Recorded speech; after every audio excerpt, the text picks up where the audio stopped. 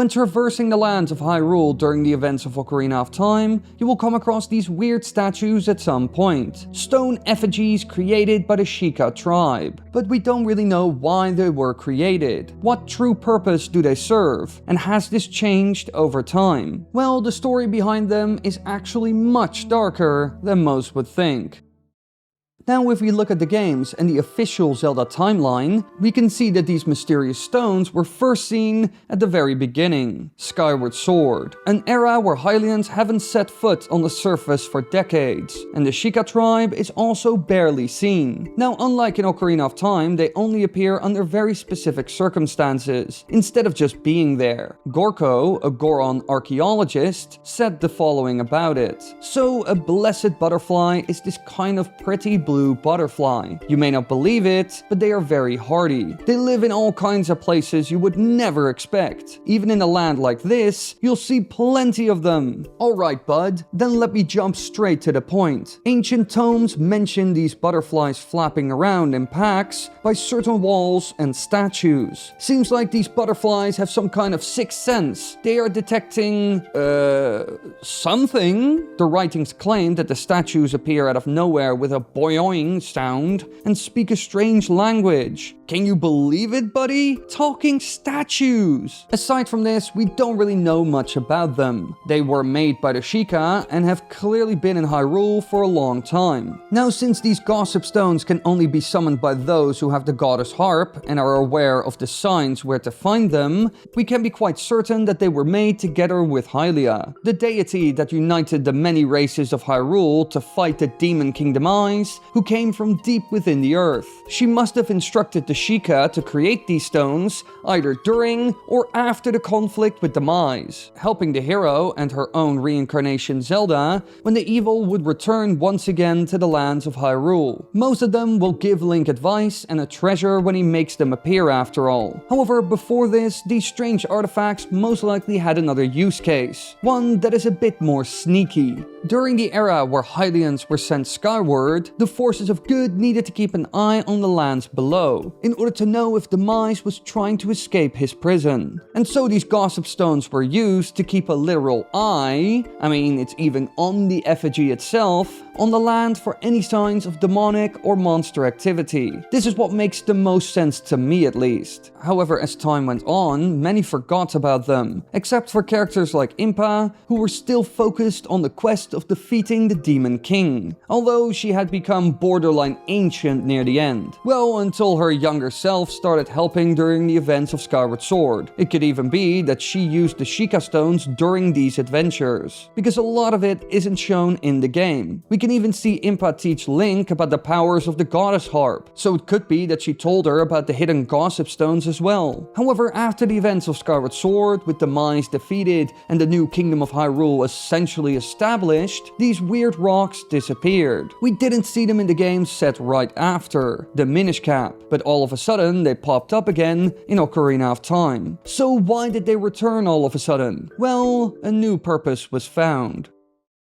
Scattered across the vast reaches of the Hylian kingdom, you will again find these ominous stones, just standing there, not hidden whatsoever like we saw before. Instead, they are almost like a public good, because they will tell you the in-game time. So to most citizens of the kingdom, these odd stones are almost like communal clocks placed by the Sheikah, servants of the royal family. But once again, they hold many secrets. If Link plays Zelda's Lullaby, Epona's Song, the Song of Time, or the Sun Song near a gossip stone, they will release a fairy, and playing the Song of Storms will make a big fairy appear. So just like we saw in Skyward Sword, these things can provide those who know with vital resources, which is something I bet only the Sheikah know about, as well as other servants of the kingdom that are high up. So in some ways they will serve a similar function. However, now they gained a new one that is a lot more sinister. If you speak to one of these stones with the Mask of Truth on, a strange artifact that was passed down for ages by the Sheikah, it will reveal a secret. For example, they say that Malon set the original record in the obstacle course of Lon Lon Ranch, and this is just one of them. Each stone has collected information on a topic that almost no one knows about. Now, to an extent, they've always done this, but now these stones seem to be gathering information at a rapid pace. and even from Link. In-game, you even hear, this statue's one-eyed gaze pierces into your mind. So it seems like these statues actively gather information and even read minds. In many ways, they are similar to the Mask of Truth. They can extract information, and while their function as a clock is fun, they were placed around Hyrule to keep an eye on the people. Before the events of Ocarina of Time, Hyrule was split into pieces due to a vicious civil war, where each race was at each other's throats. This ended in the Hyrulean Kingdom winning and uniting the world we know under one banner. But still, the world was fragile, and still is. So I think that these gossip stones were erected once again by the Sheikah, either during or after the civil war, to keep an eye on the people. This way they could prevent a coup from forming,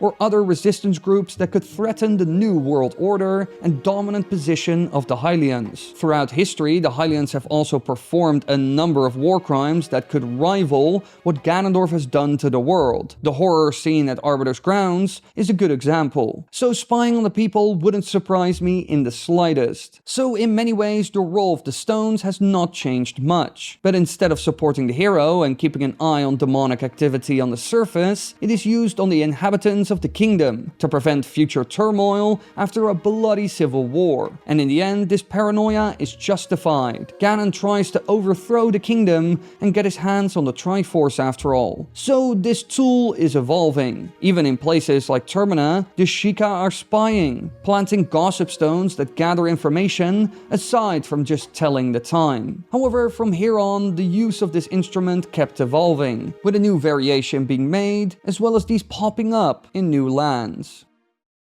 After the events of Ocarina of Time's adult era, we can see that the world was flooded to stop Ganondorf because no hero appeared. This led to an era where Hylians lived on islands, dotted across a vast ocean. But after decades, they were able to find a new kingdom. We see this in Spirit Tracks, a bit of an odd game all about trains, which was certainly less exciting than the sailing we had seen before. And again, gossip stones are found across Hyrule. I bet these were placed there for a similar reason to Ocarina of Time. This newly created kingdom of Hyrule was very fragile, so keeping an ear to the ground to have an idea if the people are happy is not a bad idea. Although I will say this time around they hold no true secrets. Instead, they will reveal the amount of treasure chests on the floor they are currently in for a fee of 20 rupees. So in many ways they aren't the true spying tool that they were in previous titles. But this doesn't mean that the Sheikah didn't continue to improve this tool. In the Wind Waker we see a new type. Well, sort of. I'm talking about the Pirate's Charm, which according to the King of Hyrule is an enhanced version of the Gossip Stone, made by him or one of his servants, depending on the English or Japanese text. This artifact allows Tetra and the King of Red Alliance to communicate with Link and to see what he's doing. It was passed down through the royal family of Hyrule until it was inherited by Tetra, who's actually Princess Zelda. Now we don't really know what it's made of, but we can assume that its construction is similar to that of a Gossip Stone, made using ancient Sheikah magic or even advanced technologies like we saw in games such as Breath of the Wild. So once again, the new spying tool was created that the royal family and Sheikah servants could benefit from. But this time, it's portable and easy to hide. I mean, Tetra even slips it in Link's pocket without him knowing, which already shows how it could be used. It reminds me of a walkie-talkie or spy camera of sorts. And this makes me wonder if the normal Gossip Stone could also see, instead of just hear and read minds. So while some might think that the kingdom's spying activity ended, this wasn't the case at all. Although in some timelines, these stones completely disappeared, which could be due to the Sheikah disappearing as well. But you can bet your rupees that there are lots of other ways that the Sheikah tribe tried to influence the world of Hyrule or keep an eye on it, so they can prevent problems before they become too big to solve. So next time you see one of these stones, keep in mind that they are always listening and will even try to read your mind given the chance. But I have read your mind as well. You want more Zelda videos? Well, luckily enough, my channel is filled with them. For example, who's trapped in a mirror shield? Will the Zelda timeline be retconned? And where do the Sky Islands go? So be sure to check those videos out as well as many others. Aside from that,